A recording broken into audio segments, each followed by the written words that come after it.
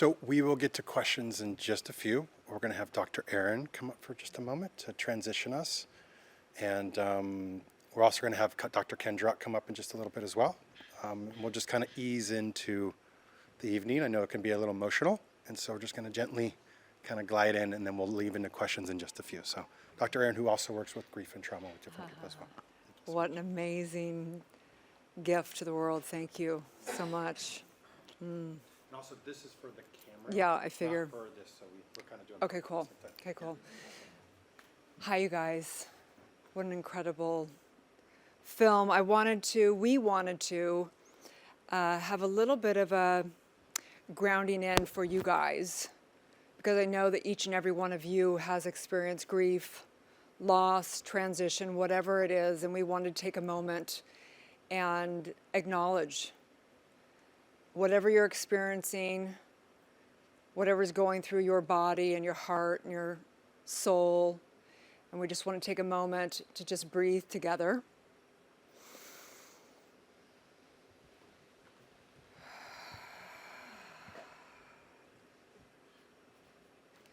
I invite you to just breathe in and out as slow as possible, as deep as possible.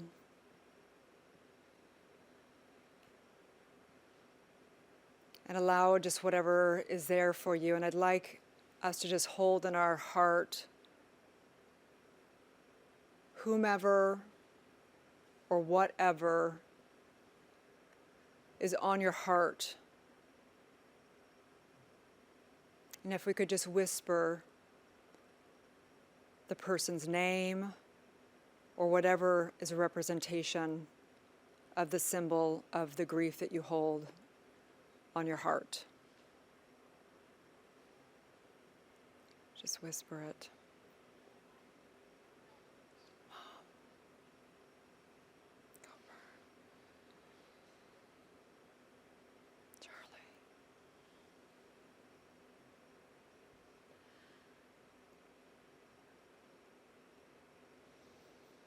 Taking another deep breath in.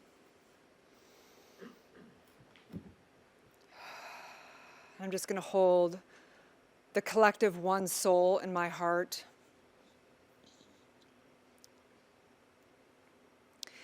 At the age of 22, I had a full-term stillborn, and it sent me on an incredible journey of the gift of grief. And I think there's an overarching message here, which is that no matter how much trauma work you do, no matter how much healing, that we're here to embrace all dynamics, including the grief, including our humanhood and our divinehood. And as a doctor of divinity and somebody I train women and men across the globe in trauma healing work, what I've come to realize for myself of going through the journey of going to the spectrum of trying to get to, positivity, and realizing that that's not the destination. That our destination is to fully experience life, and that's the gift. And I think that this film is such a great representation of that, and I think it's going to touch so many hearts and lives and allow men in particular to be okay with their vulnerability and their beautiful work that so many of you guys do here. There's so many masters in this room right here. And so just feeling into this consciousness here, I feel like there's a lot of teachers, there's a lot of people that are grieving, and there's different dynamics that we came here. The universe has a perfection and a way of bringing everyone. And so I'd like to just do an affirmative mind treatment for the loved ones that are on our heart or the grief that's there. But I also would like to pray in knowing that we're one divine mind and that there's something, the magic to come out of tonight as well, the miracles and the blessings, and that I know that you're here for Source to bring us together, for whatever's there. And I open up the portal here for those magical encounters and connections and beauty to come through for each and every one of us. So if we can breathe again together.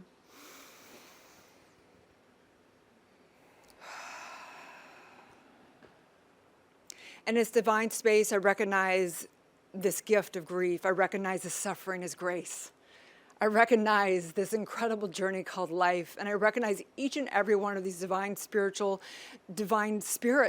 these souls, these masters, these guides, these humans and this divine nature here. And I ask by the power of my word, which is one with universal law, which is one with the subjective and the super consciousness and the miracles and all dynamics, the eternal and the mortal.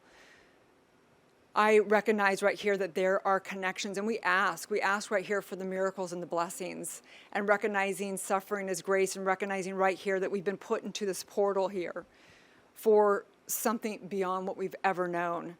And I just say thank you so much, thank you. I recognize the only prayer ever is thank you, and whatever that takes, however many tears, however many, breakthroughs, however much suffering we have to do, I recognize right here that this is the glory of fully living, embracing each and every divine moment and each and every breath. And so I release this, knowing connections are made, miracles are already known, and this film goes out to exactly who it's supposed to go through, and that men begin to heal.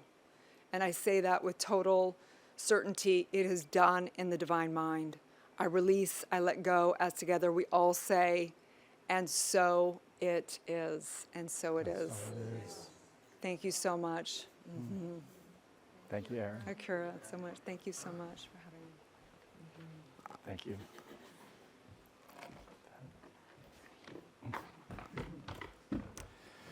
Okay. So just before I call up Dr. Ken Druck, I did want to share, did you guys notice who Chris was in the film, who I talked about earlier on? He was the one shooting. I just want to honor him, and we're going to add a little honoring. I just found out that he died October 7th. So I just want to honor him with this film as well. It's a film around grief.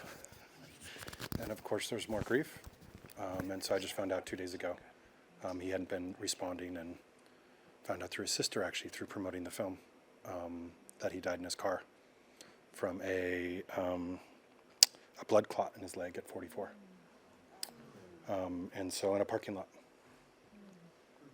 And so just want to give him a little shout out. He never got to see the film. So maybe he's watching us here and also part of this film in the presence of this room, but just want to give him a little shout out. And also just thank you guys. It's, as you could tell, it's a really personal story of our family. And so thank you for being the first ones to witness it. I know it can be have some emotional context, but this is life. And oftentimes we run from the grief and the pain and the sorrow and the death. And so the goal of this is to try to make some sacred beauty, some art out of life's challenges, to bring a little light in the dark moments, and to create a little bit more space with each of us so that we can be there with ourselves when we want to run, when we want to numb, when we want to avoid. How does this maybe create a little bit more space to learn how to be a little gentler with ourselves? So that was the goal of this. And I want to invite up Dr. Ken Druck, and just before I do, Ken, and we've spent much time together, because I kept going back to him over the years. I would start, and then I'd be like, I'm getting knocked down, and he's like, if this is your life's work, then be patient for your life's work. And so he gave me a lot of grace to keep taking patience as the film carried on and carried on and carried on. And Ken spent multiple decades helping the families that on the ground, 9/11, Boston bombings, Sandy Hook shootings.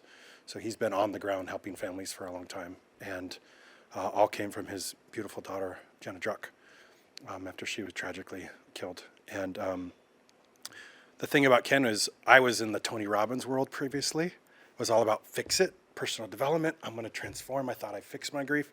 And when I was first introduced to Ken, it knocked me on my feet, because he introduced this concept of being broken and whole.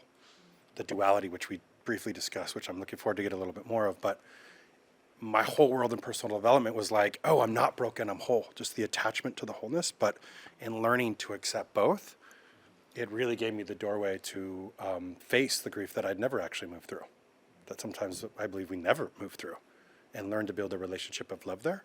And that's what actually brought me back to wholeness. So that's one of the reasons, just such an advocate for you, Ken, and would like to call you up that we could have a conversation. So everyone, Dr. Ken Druck.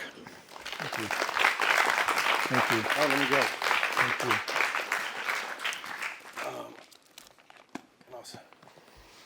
Also do want to share, this is his latest book, which is also a bestseller. That's just how we go on. And one thing I will say is, you guys saw in the film, there's still a big split with loss. Like if you actually research a lot of the grief top experts in the space, and one school is a little bit more about diagnosis, and the other school is a little bit more around love, from my kind of lens. But Ken was in that school of like really creating a lot of compassion and heart.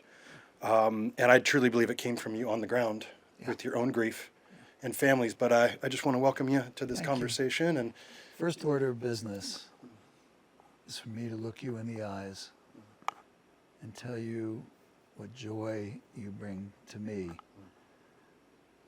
The story that you've told, everything that went into creating this, and the gift of bringing us all together tonight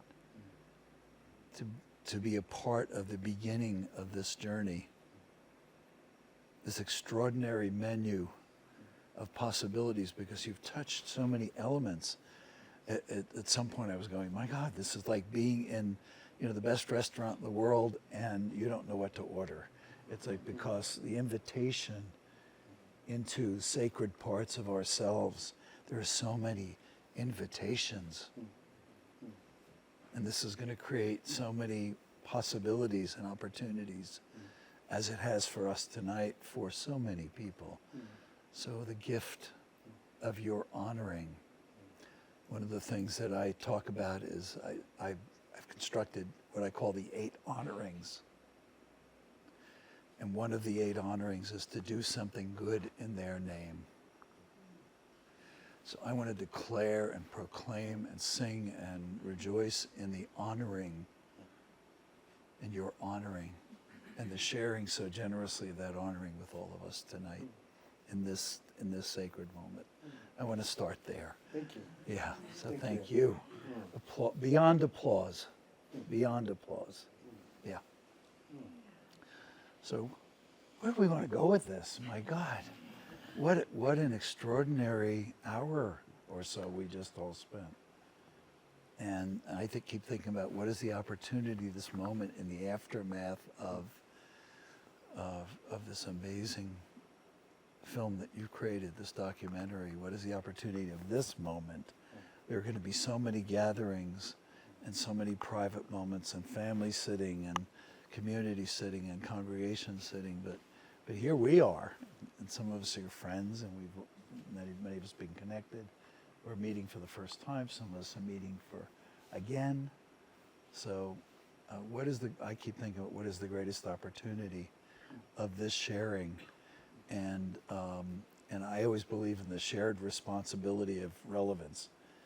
That, I'm here and you're here to share the distilled essence of everything we've learned and what we feel might be helpful. Your responsibility is to say, here's what would, if we were gathered in my benefit tonight, personally, the heaviness in my heart, if we were gathered here to speak to that, here's the question that I would put in the center of the circle. And so I think that's the shared response. So I would welcome a question or a statement of wherever, and also anything that you have in mind, that any place you'd like to take it, your intuitive senses say, hey, let's start here. This would be a good thing. Yeah, I think I'd like to start first with, I think that major concept, because now being 10 years in the grief space, and noticing most of the world runs from grief. Like I was like going into the grief and everybody's like running. And I would say like, oh, I'm an entrepreneur, and everybody's like, this is sexy. I say I'm claiming the flag of grief and people go running. So standing in that, and you did it for multiple decades. And so I think like if we can distill some of these primary concepts that shattered my world, I'd love to start off first with that concept of like the duality Yeah. of the broken and whole, Yeah. because that shifted my whole reframe on grief and loss. Yeah. For me, that's the embodiment of self-compassion. The distilled essence of, I think, of any healing is that our foot is taken off of our throat. The impatience, the pressure, the judgment, all the things we tell ourselves we should be doing or should have done or didn't do or whatever, and that we've moved our hand down to our heart. And here is patience and kindness, understanding, forgiveness, and a kind of clarity from which organically we heal, we grow, we reach, we aspire. And so for me, the first year after my daughter Jenna died, the conversation in my head was, I sent my daughter to her death. Daddy, there's a program called Semester at Sea that we're going to go around the world. We're going to live on a ship. We're going to go see the most amazing, I know the world's bigger than California and Colorado, where she was going to college. And I want to see this. And I said, you're going to have the trip of a lifetime. It's going to be a launching pad for everything that happens from here forth. And she went on that trip, and I'd get calls from South Africa, where she had just met Mandela, where she had visited a shopping center that she said put Beverly Hills to shame. In the morning and the afternoon, she was in a shanty village and telling me about the fact that 15 people were sleeping and living in a room her size, that her heart was broken, and that her lesson in humility is that she had brought pencils and gifts for all the kids in those villages all around the world. And she brought pencils, and there were about 100 kids around. She started giving them all pencils. 100 kids turned into 1,000 kids looking for a pencil. And she went back to the ship in tears. And she said, Daddy, this is my lesson in humility. And she started something called the Pencil Project to send school supplies to South Africa. So here I am talking about and processing, and how do I get out of this? I sent my daughter to her death. It's right here. There's no room to breathe. There's no room to process. There's just, I call it the torture room of hell. And that's where a lot of people live after a loss, looking to connect the dots, looking to undo what can't be undone. And what gets missed in that process are the gifts of grief. What gets missed is the parts of me that have not ripened. You said something beautiful. You gave me a beautiful invitation tonight. And usually I would say my daughter's name when you said, please mention a name. You know what I said to myself? I said, God. And when I say God, I don't mean there's a guy with a beard sitting somewhere. I meant the essence, the force that is greater than me or all of us, that operates in the miracles of what this life is. Because what got me out of that first year was screaming, finding myself in a room, railing and screaming at God. This happened on your watch. How could you let this happen on your watch? And railing until I could see, not with my eyes, but I could see a tear in the eye of God. I think the last thing I railed about was, let's take one of your children and we'll see how you do. Let's take a child. And for me, it's the pain. It's like, my God, can any of us imagine the suffering and the pain and the sorrow of an essence? The Baha'i faith calls it the unknowable essence. Of an essence that presides or in some way over what has happened or has been part of the creation or the defining of this of what we're in the middle of, this crazy ride, so many parts of which are unknowable. So for me, it's that hand on my heart that said, I am tired of being ashamed, defending myself, making excuses when somebody comes up and, how are you doing, Ken? You know, how are you doing? It's been 10 years or it's been 20 years. People are looking at their watches. And if you lost a child, you need to throw your watch away. Because the quiet messaging in what we say about grief to other people, how we support other people in grief, it's the quiet messaging. It's the, do you have any other siblings? Do you have any other brothers or sisters? My God, what's embedded in me asking that? It says it all. When people would say to me, do you have any other kids? It was like, oh my God, I have another daughter at home and I've been sad all this time. I've got another one at home. All this sorrow wasted. Or people would ask me, how long has it been? It's like the heart doesn't have a clock or a watch. So it's that self-compassion that says, I am broken. I'm not ashamed of it. You can see the brokenness, as I said years ago, in my eyes. Come close enough. But you'll also see a wholeness because she's gone. When her body came back, thank you, Bill Clinton, for getting my daughter's body back from India, where she died on the Grand Trunk Road, minutes from the Taj Mahal, which the night before she was telling me, Dad, I can't believe I'm going to the world's greatest symbol of eternal love. And I held her body when it was returned. She's gone. And she's never left my side. She's never been far. And I wear the Hebrew word for I am here is Hineni. And I gave a speech years ago, and I said the word Hineni, and somebody who was a jeweler made one of these for me. And I ended up giving it to a mom in the middle of her son's celebration of life. And so Lisette, my beloved over there, made me a new one, even with the inscription on the back. But she's gone and she's right here. And I say that without 100% certainty, but what do I mean? She's right here. I'm not a psychic. I don't have a line of 100% certainty as to how this all works. I dance with that unknowingness. I gently search for greater knowingness, but I also don't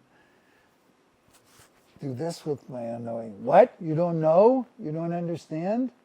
How could you be so blind? Or how could you not accept the reality or the truth or whatever? So brokenness and wholeness have been a strong part. I think that one of the greatest parts of my wholeness, of my brotherhood, of my love of the service and the work and of the life that I've been blessed to live is my brokenness.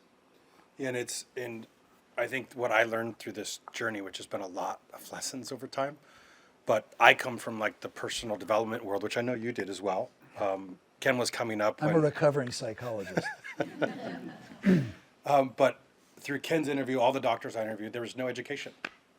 So doctors, or who a typical society goes to for grief, are not educated on how to deal with grief. Right. So our society whole doesn't know how to deal with grief. No. Our society whole wants to get it away because we want to feel good. So most of personal development is, how do I feel good again? And we dismiss or discard parts of ourselves, or like as Ken said, choke out ourselves, and the pain feels so big that we want to feel happy again.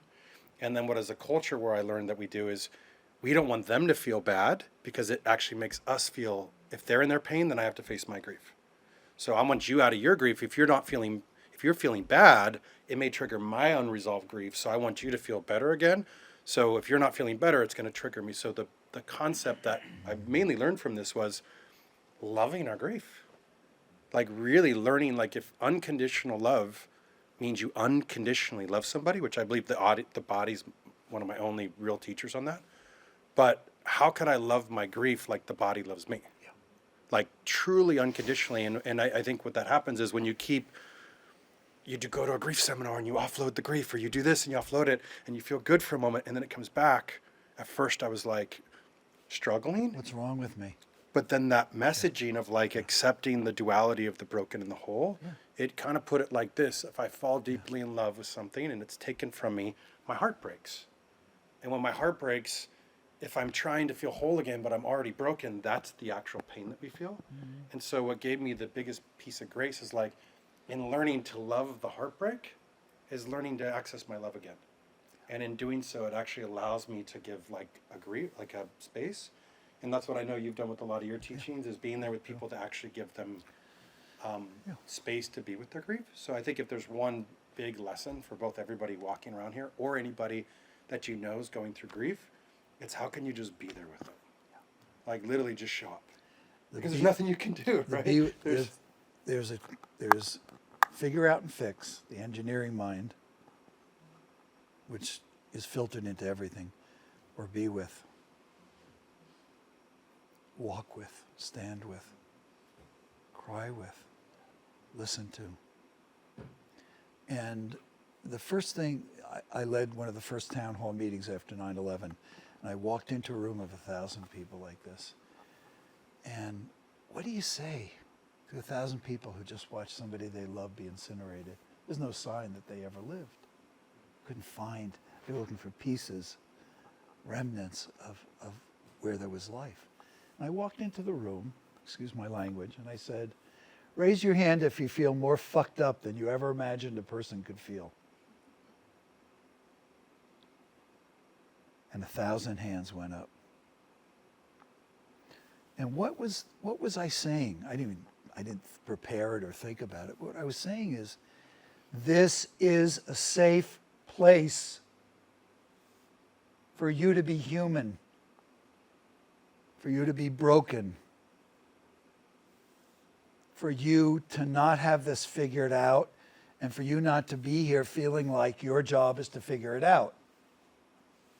This is a safe place to be. And we're going to catch ourselves here, because that's the greatest opportunity, is to catch ourselves and gently move it down to here. Because if we can do this with ourselves, we can do it with each other. And if two of us can do it, and we can witness, as we witness the beauty of men loving other men and holding other men in their brokenness, when we've all been raised with the basic training of men that it's a pissing contest. If we can do that, then we change everything. We create that possibility for other men to see that, to say, you know, how do I surround myself or create that safety in the culture of men? Because we do that and it changes the world. It changes our relationships with women. It changes our relationship with ourselves. It changes our relationship as a father or a brother, you know, and for future, epigenetically for future generations. And I also am training, I train psychiatrists at UCSD Medical School in town. I'm always amazed. I go into the first sessions of a new group of residents. I'm amazed. And they want to, more and more, they want to learn. I teach grief literacy at the Harvard School of Public Health. They want to become grief literate, learn the do's and don'ts of what grief support is and looks like. And there are clear do's and don'ts of what it means to support a person who's going, whether you're doing it in a professional capacity, as a friend, as a family member, or whatever. And it's different. Everybody's different, and there are nuances of it, but those are the most important things. That's what we have not learned how to do. And it's not just with life losses when somebody dies. I love that you included. It's with what I call living losses. You have a friend who's gotten a bad diagnosis. You have a friend who just turned 50 or 60 and is having an existential, anticipatory grief. They're realizing, my God, what time is it in my life? What time is it now? I'm 60? I'm 50, I'm 40, doesn't matter what age.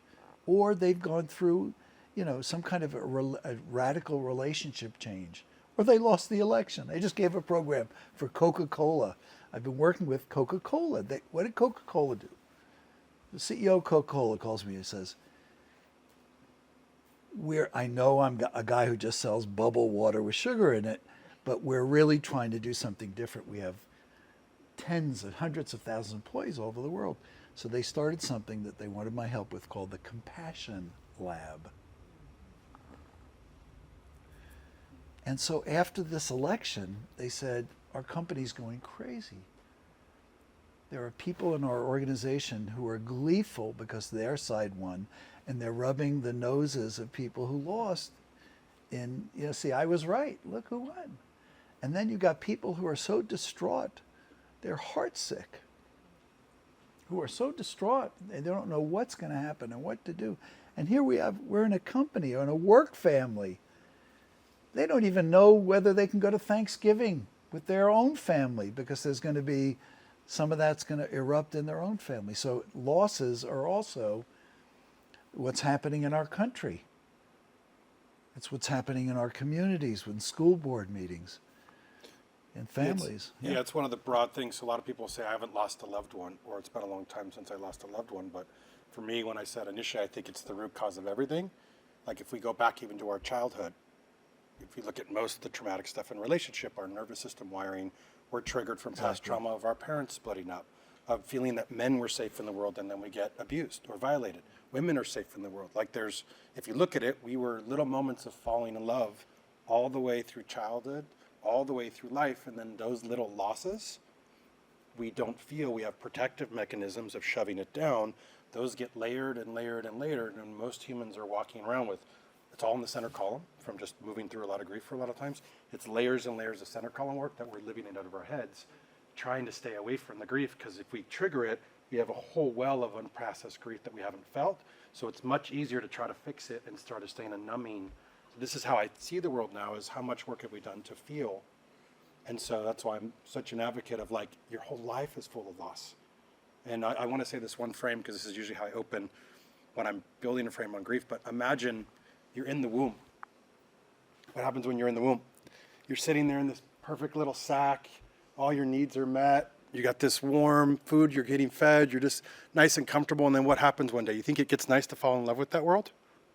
All your needs are met. You don't have to think about a thing. You just get to grow. And then one day, what happens? You come rushing out of one world. So the death of the first thing you fall in love with. And you come into this world. So our entry into this world.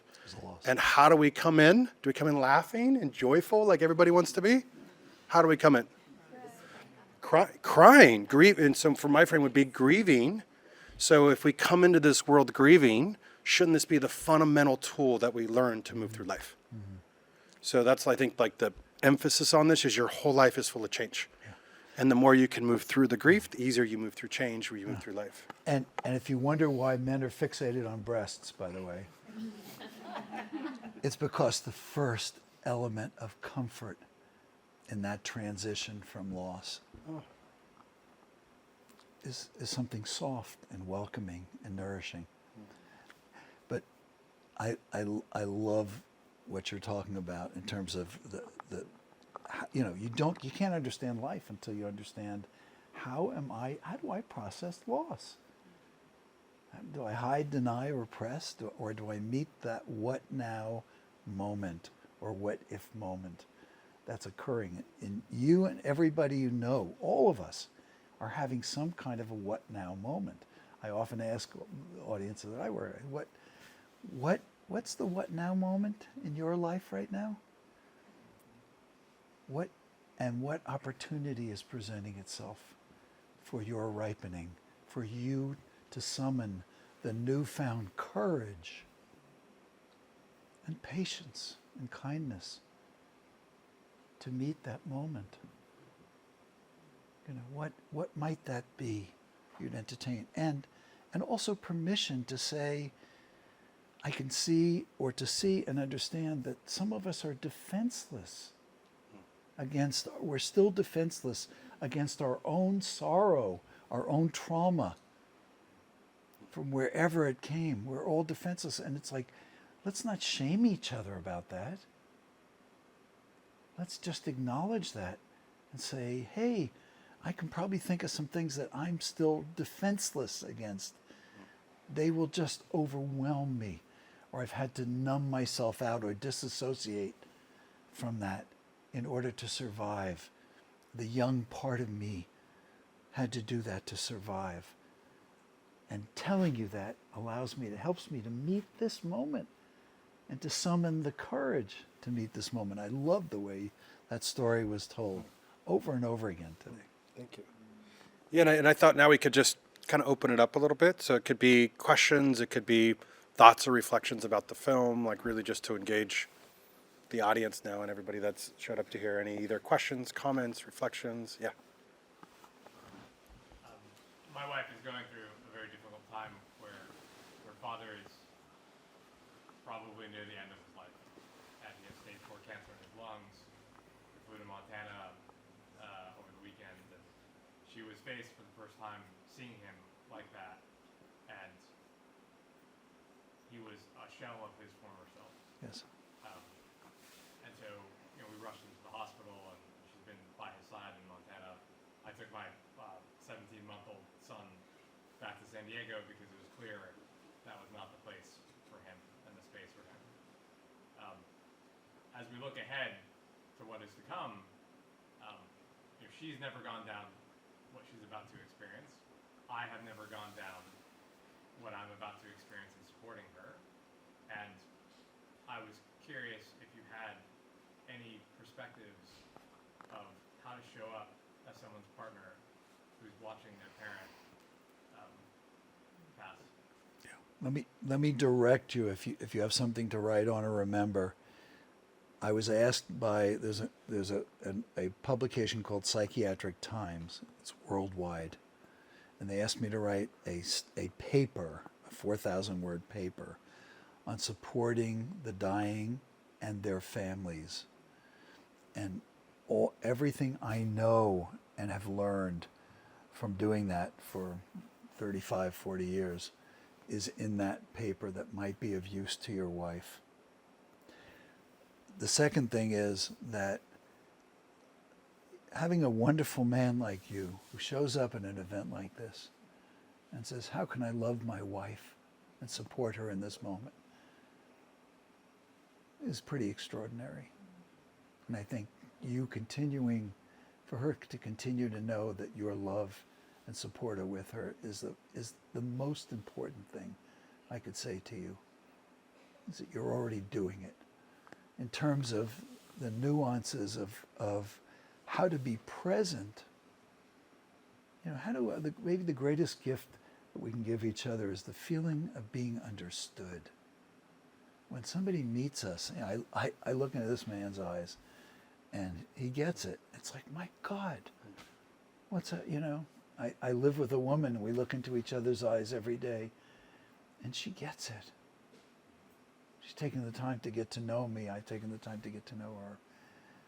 So the gift of understanding, of you listening attentively and asking truly open-ended questions. A not open-ended question is, how long do you think this is going to take? It's a message that's been hijacked as a question. So I think asking a truly open-ended questions, like what can I possibly do? What could I tell you about our son, our 17-month-old son, that would give you a feeling of peace, that everything here is being taken care of? Open-ended questions are an expression of love and concern. So I would say just continuing to let her take the lead, not, as guys, we're so used to making executive decisions. It's like, hey, let me tell you what I did for you, and it's like, please, just wouldn't it have been better if you had asked me, what, in my perfect world, what you would have done. And so those are some of the things I would say. The only other thing I would add is tactical is when we have emotional capacity, this taxes a lot of it. So building expectations. that she's at very low capacity for a period of time, because oftentimes we come back thinking it's an emotional wound, and we can't see it like a physical wound. If you've got a leg chopped off, you're like, oh, I'm coming back to life, and I'm slowly starting to don't have a leg, but we can't see the emotional ones, and we think we should be running at our regular capacity, but we're at very low capacity. And so oftentimes we'll trip because we're trying to, the expectations not match. So if you can say expectations here, restructure work calendar, life calendar for that type of emotional capacity, and build the family unit around that, then the expectation is very low for how much capacity for both her and you guys. And so with that, there's a lot less trip up, because she's like, it's like your foggy brain walking around, or you're fading out, or you just have crying moments, or like, so if that's baked in, like you could normally run at 100% and now you're at 30%, we're baking in all this extra time. Then when it happens, you're like, got you. To be expected, got you. And so it's easier for us, and it's easier for the family unit. And just expectation that you don't know when she'll naturally come back when she starts to process again different. But the intentional space makes it easier for her to not feel like she's letting you or the family down around that. Men who've supported a wife whose parent died, please raise your hand. Now, one of the things you're going to notice in all of these guys is that they have scar tissue on their tongue. For all the times they learned to bite it, because they had the right advice, they were going to tell their wife or partner what to do. Honey, here's what you should do. You know, if he does that, do this. And rather than saying, I can't imagine I would feel any different. Or how could you possibly know? Because your hand is on your heart, feeling compassion. Instead of fixing, catch yourself fixing, and instead show compassion. I can't imagine that I would know what to do either. Or what have you thought you could do about that? I know she's saying, should I say something to my dad? She's probably thinking, should I talk to my dad? Should I talk to my mom? Should I be talking to my siblings if there are siblings? She's probably asking a lot of questions. Ask her what she thinks her best options are. Be a facilitator, not an expert. Thank you for that. Awesome. Other questions, comments? Yeah. Question. I'm not even quite sure how to phrase it. So I've had to deal with grief over the years and learned for myself how to find that space where I can go from the grief to the love. My daughter, though, has had to deal with more loss than any child under 25 I've ever met, and she still is working through a lot of grief. So the question I have, and advice I'm looking for, is how to hold space for that, or how any of us can hold space if we're able to process through grief faster, and then someone very important to us, it's really taking a lot of time. And there is kind of that sense of I want to support, and there's also a sense of just being transparent discomfort, and just holding the space for someone that clearly wants to stay in the grief longer. So Yeah. how what would you advise a friend or a parent or anybody? I had somebody tell me last week that listening to the audio book, my Audible book of Healing Your Life, of How We Go On, was like getting 8 hours of free therapy. Because that's exactly what I talk about. And I think sometimes the best example is talking about your own vulnerability and your own failure, not how good you've gotten at processing grief. I spend time with my 5-year-old grandsons, and I look at them and I say, sometimes it's just really hard to be a person, isn't it? What do you say? Sometimes it's really hard to be a person. you just don't know what to do or how to deal with what you're feeling. Last night I was with my daughter's husband, my daughter and her husband and her kids, and they were saying goodbye to the dog they've had for 15 years. It was a moment of pure, unadulterated grief and loss. That's their four-legged child. And so the boys, it was one of those, sometimes what am I going to say to a 5-year-old? You know? And I think sometimes just saying, you know, that you don't know what you don't know. It's like, I've been saying, I love you so much, and I'm at such a loss of what I could do or say to help you, to help soften these hard edges of the losses you've suffered. And I just wanted you to know that. You don't need to say anything or do anything. But I love you so much, and sometimes I just, you know, I try to think about what I could say, or how I could hug you, or how I could love you, or a book I see that I want to give you, or something like that. But I'm just at a loss because I don't want to turn you off, or I don't want to sound like an advice-giving parent or whatever it is. But you being vulnerable in that way, or saying the hardest part, and I still have to learn it over and over. It's one of those things you learn over and over again, and pointing out something that you really struggle with your own grief, with the most difficult grief you've had. And that gives her permission to be, and the permission is such an important word, because we're so tight with ourselves. We live so much up here. Permission, just a kindness. You showing her how hard it is to show yourself kindness at times for the things you haven't figured out and you don't know. And that may be where she is. But it'll give her permission to say, okay, my unknowingness is a great start point for beginning to be more curious, or conduct inquiries in my life and learn the way my dad's taught himself after the losses he suffered.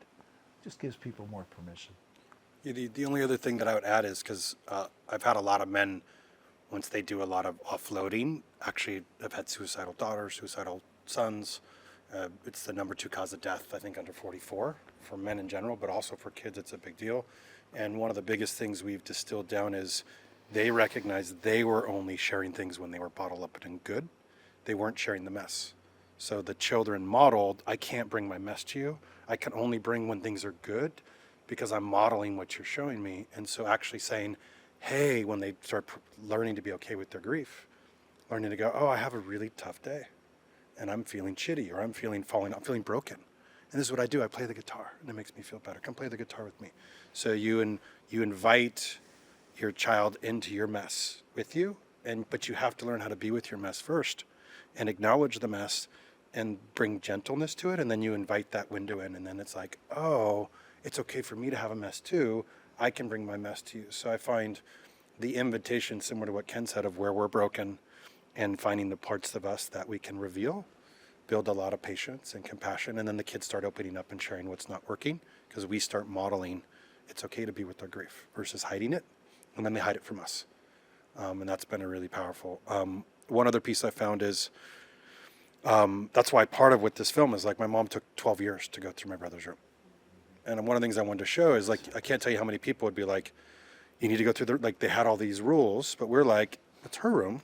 You do what you need to. And at some point, she just naturally was like, I'm ready. She called me. We actually had another scene in here where we went through the dirty clothes first after a decade. And that was a whole scene, because I was like, I flew back, I was filming it, I was going through, it was actually a fun scene. But then when cutting it down, we cut it down. But then she was like, hey, I'm ready for this. And so I find there's just seasons. So I'd say the same thing with her. At some point, that season shifts, but we don't know. And again, if it compounds, if there's more grief or there's more things that happen. So the more, at least from my perspective, the more love you can say, I'm with you through this. Mm-hmm. That's the biggest thing we're missing, because we feel so isolating and alone when you're in it. I want to say one yeah. more thing, just the last point, to make sure I say this. The last, you write a book called How We Go On. How do you end it? What's the last chapter? So the last chapter I called Ken's Moonshot, Death. And it's how we go on with death. And the dance we do with death. And I love that that was part of it as well. Because I think part of all of this, and Lisette and I just came from Antarctica 2 days ago. We're still catching up on time zones. But in Antarctica, here we are one evening, and we were watching penguins for 4 days, and out on the glaciers with penguins, and watching the miracle of the 8 different kinds of penguins and all. And then we're watching a killer whale with a penguin in its mouth. And we're with the head of Lindblad, the founder and the CEO, and we're having dinner with him. And she's saying, oh my God, there's a killer whale. And he said, isn't that wonderful? This is part of the natural world. He says, this is what we learn in the natural world. That whale had to eat, and how do we deal with the death, and how do we deal with, the fact that we're on a lease deal? We're all on a lease deal, and you don't get to know how long the lease is going to last. My daughter left at 21. It's not about aging. It's not, it's not, who knows what it's about. Your brother left at 23. 23. And there are people in this room who have a story to tell as well. So, it's important to understand, to get some measure of peace, a little bit at a time, about death, about your death, about the death of everyone that you love, and about the fact that that's part of this ride, and not to wait and hide and deny and repress it, so that the last third of your life is spent kicking and screaming, or hiding, denying, repressing, and wasting all that energy in fear of death and dread of aging, but to gather some measures of understanding. And part of the antidote of all that is gratitude. Saying, oh my God, I got this ride. How did that happen? I've been in the middle of this miracle, and I'm going to allow myself to see it and experience it and be a part of it. And I'm reading the small print that this could end. Who are the monks that get up and first thing in the morning, the first thing that they do is they talk about it as their last day. Their meditation is, this is the last day of my life, of this ride. How would I act? How would I show up if that were the truth? So I think the ripening of a human being is also looking in the spaces in ourselves and each other, in our conversations, in our faith, in our inquiries, for some degree and some measure of peace about the true nature, about life's terms, even including the ones we don't want to look at, because let's talk about death. Ugh. That's the moonshot. So anyhow, I wanted to say that. Beautiful. Yeah, and I just, I'll say a couple words, and then we'll wrap it up here pretty quick. But I wanted to get a couple shares before we finish on your guys' experience from the film and just how it impacted you. Also, if anybody does need to leave, I know we're getting close on time. So the goal of this film is to keep doing screenings like this and to get feedback from people. Would like to keep doing more screenings, and I have a couple nonprofits that I've chosen. One is the Dougie Center that you guys saw that helps children and families. The other is the Heron Project, which is about drug abuse and getting people rehabilitated when they find drug abuse. And so the goal is, through these screenings and putting the film out to the world, the film comes out online on December 6th through 12th. And I'll be continuing to do these screenings, but asking for contributions, donations. We have a little, Akira, we have like a sheet, right, somewhere? We have like a sheet. Yeah, there's on your way out, there's a few displays up at the QR code where you can make a donation to the film and to those nonprofits that Joshua mentioned. So just look for that on your way out. We're also going to be asking, we'd love to get, like, so again, this is a film on grief. Most people are like, sounds great, don't want to watch it. We'd love to get a couple of your messages. We have a camera set up back here. If you felt the film impacted you, we'd love to get just a couple shares that we can edit together and help put out so more people are open to watching a film like this, to help them be more inspired, to learn more tools, to at least find more resources. So if you'd be open to give a little bit of a brief 1-2 minute share or testimonial, we'd be so appreciative for that. And that'll be back here. Yeah, that's right behind the stage here. And yeah, just hang out for a bit if you'd like. You don't have to leave immediately. Meet some of the amazing people who are here. There's a lot of incredible folks here. Selena hosts a monthly death cafe that I've been to, and I know, Ken, you do stuff locally here, but the one thing I just wanted to share is that Joshua here lived and helped bring this film together over the course of many, many years, and in a lot of ways we just helped to steward it into this form, and that's been a real honor, and I just want to acknowledge the power of a film like this. People will watch this on their own at home, and they'll have a very personal experience. For me, it helped me through the passing of my mom. And then others will watch this in a group setting, which I think is incredibly powerful. So now that this film is out there, it's meant to have a life. So now's the time for this film to have a life, to be shown. And my ask of you as a producer of this film is to share it with a friend who might be going through a recent loss or experienced a loss a decade ago. Whatever it is, I always saw this as a project where you could share it as as an offering to somebody. And we're just getting started. It's been shown around the world at some festivals already, and now it's time to share it publicly. So. I would love to, if some of us are associated with organizations that need this film and would be willing to underwrite it. So I would love to underwrite the showing of this film for the Boys to Men group, and which has grown. But some of you might want to underwrite a showing and discussion of the film somewhere, and that's another way to give and support the film. Yeah. Thank you. And you'll be back here? Yeah, I'd love to, if any of you want to just share any reflections. Yeah, we'd love to get a couple of reflections. Yeah. And we'd love to get, if you guys want a couple shares here before we wrap, any couple before we go back. Yeah. Yeah, I just want to, this is just really beautifully done, and the two things that I feel like are important for me to say, the first one is to acknowledge your patience in the process, and I just love that you said, my mentor encouraged me, this is your life's work, so just let it work you, or however you said that he said it, because I work with grief also, and I think that's one of the most, the foot on the throat, the suffering spot is the time, is the when is it going to be over? When it's been a year, it's been 6 weeks, or it's been 5 years, or it's been people just clamp down on the I should be better.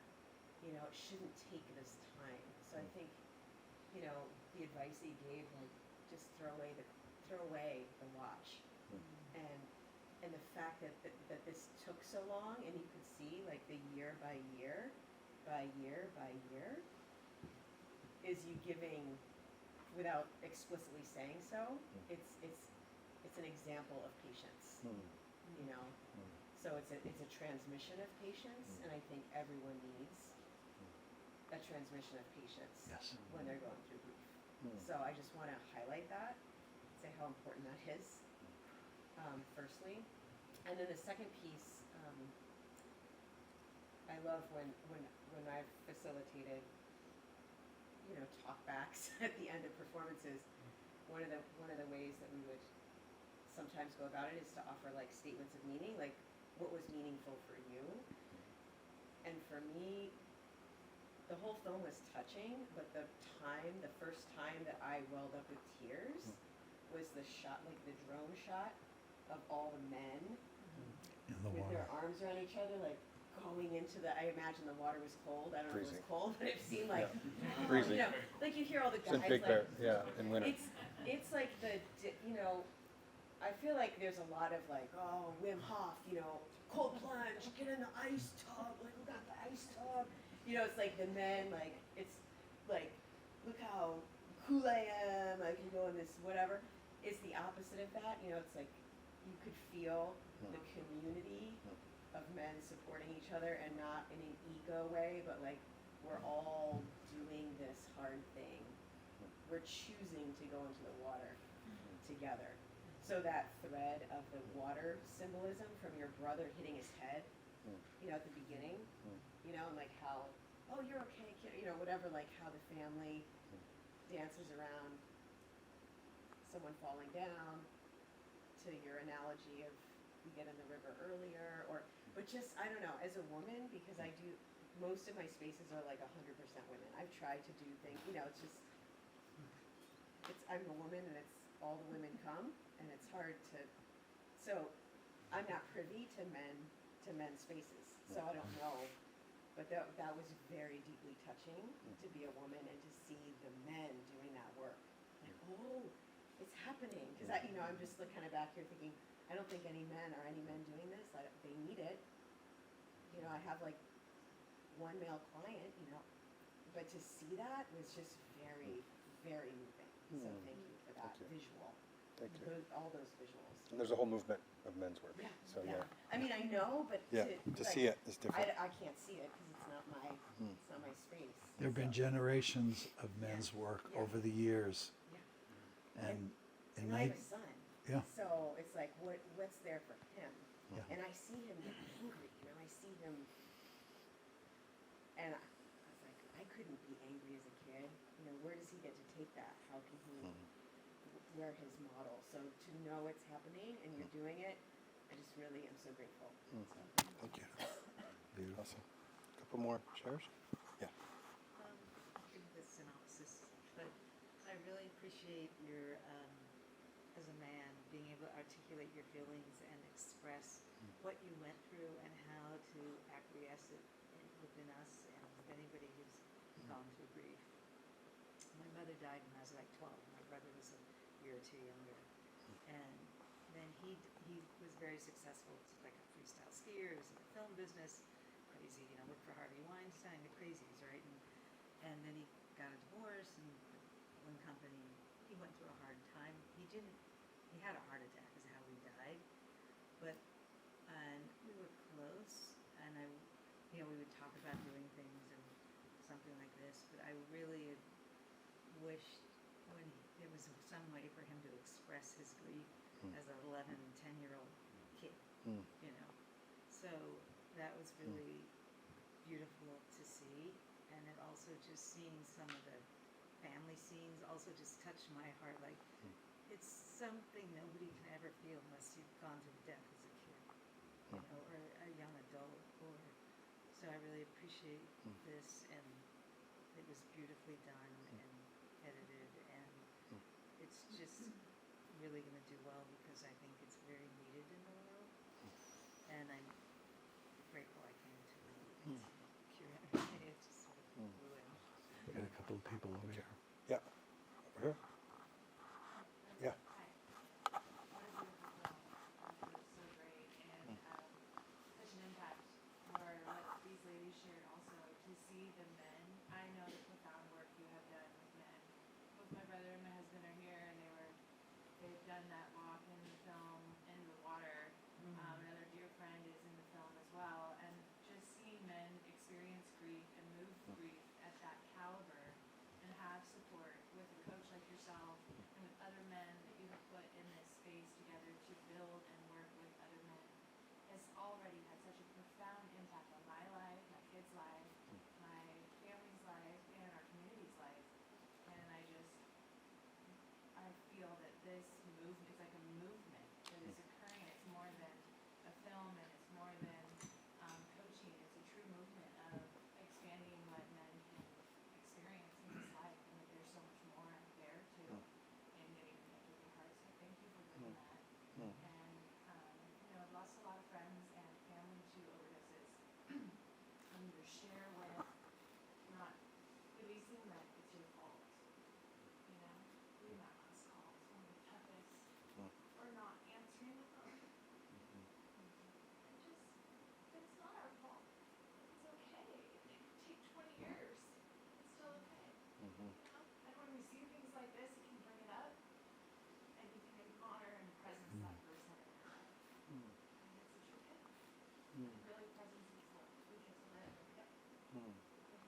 Thank you so I wanted to much. piggyback on that if I can, and that is that I feel like, from my experience of grief, and I know so many people are experiencing this, and that is the regret, as you expressed in the film, that is like the present thing that comes up most often for me personally. I'm just like, if I would have done this, if I would have played it this way.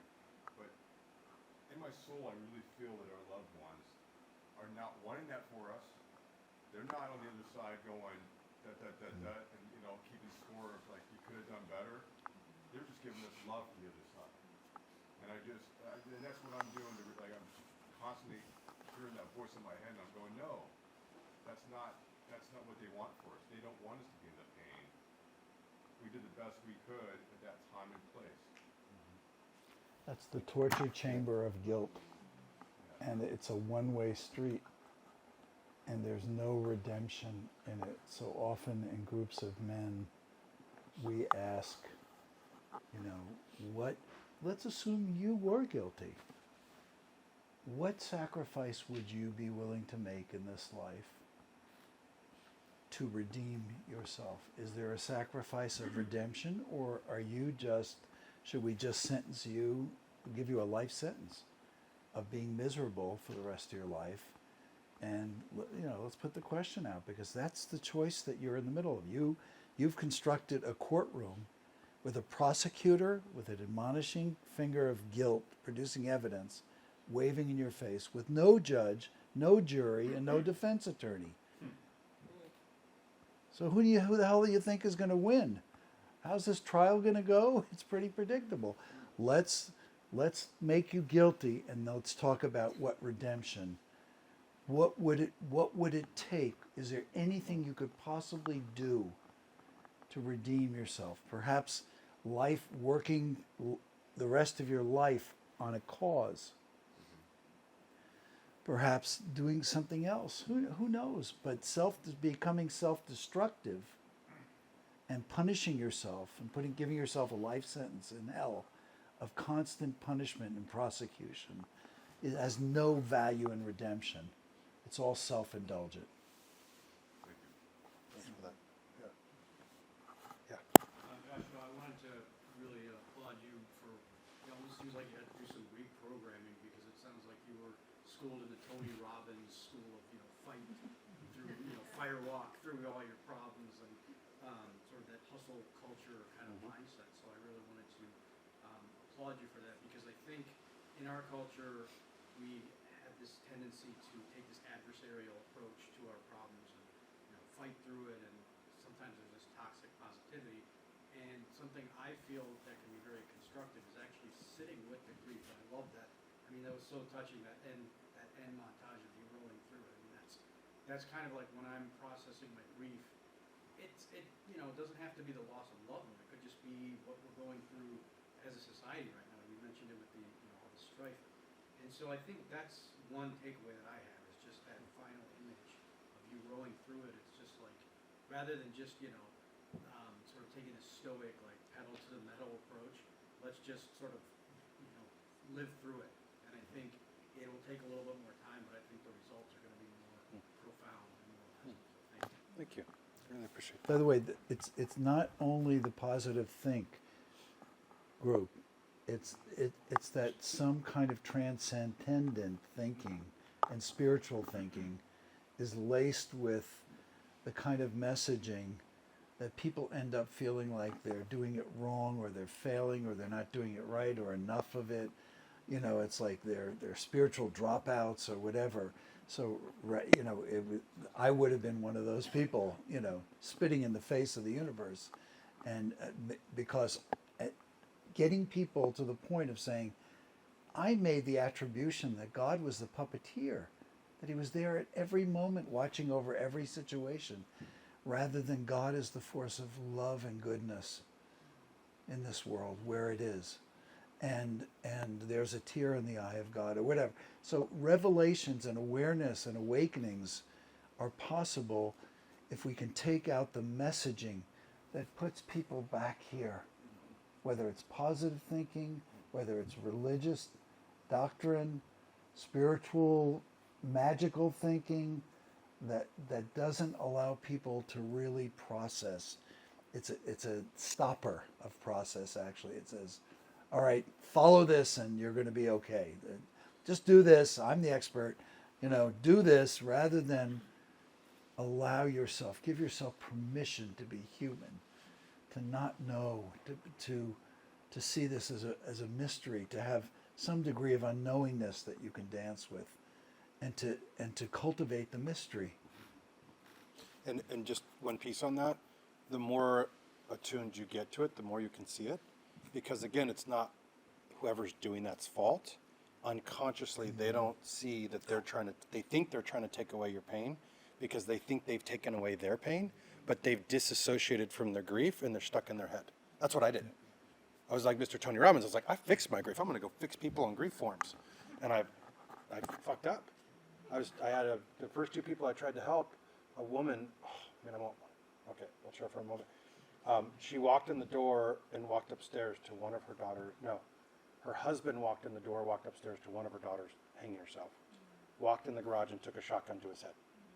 And the woman is like, I would take my life, but I have another daughter. And so here I am like, I'm going to help you fix your grief when I first got into this work. And I'm coming at her like Tony Robbins style, and she's like, fuck you. And I was like, I got the tools to fix it. And I was really quickly like, I do not know what I'm doing, and it's not okay to play with people's trauma. I need to actually go out there and research and learn who's been dealing with people for life. And that's what it taught me. Like, some people say that until they're in the face of somebody who's in, so I've done, suicide prevention groups for veterans, military. Like, you deal with the heavy and heavier the trauma, whatever story, the bypass or the fix it or get on, in comparison to that, it starts to drop. But then in comparison to somebody who just lost their cat or is going through a breakup, that's what I also learned is it's their grief. So it's not like I had two people that had that woman and I had a guy going through the breakup and they had the same symptoms. And I was like, I would think that I could judge their level of grief, but it's the level of our grief of our love, and it's our own experience. So when you can fully grasp that, then you realize like any little bit of grief, which is like, I got you. Let's create more space. Like Ken said, I'll be with you. Let me just come hang out. So the best thing you could do is just like, I'm coming over. I'm going to bring some food. We're going to hang out for a little while. And just be with people. Like, that's what people need. They don't need a tool or a fix or a solution. So it's the biggest takeaway. Thank you for that. Did you have a question, Kevin? So proud of you. This film touched my heart in 10 seconds. And I know it will touch so many people. And of course, everything that has been shared touched me too. Thank you. I want to acknowledge you as a visionary and the faith and determination it took for you to go through this journey and turn back. And to carry out your life assignment, whatever it asks of you a lot. So just deep respect for the vision. Thank you so much. So I know we've been here a little bit later than we initially planned. I want to give a big shout out to Akira.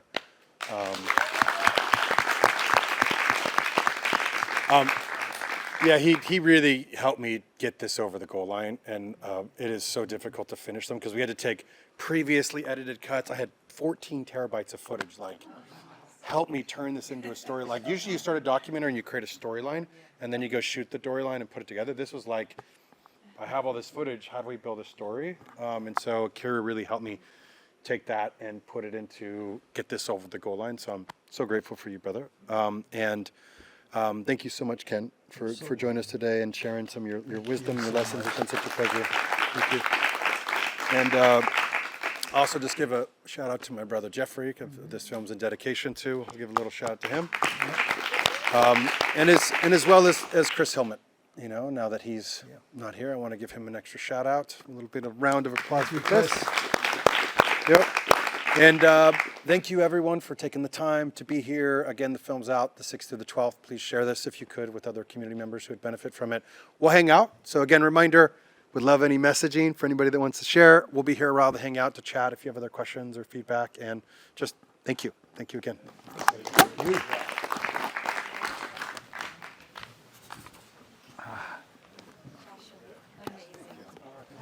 It's been a long time, buddy. Oh my goodness. Good to see you back there. Yeah, good to see you, brother. Good to see you. Years.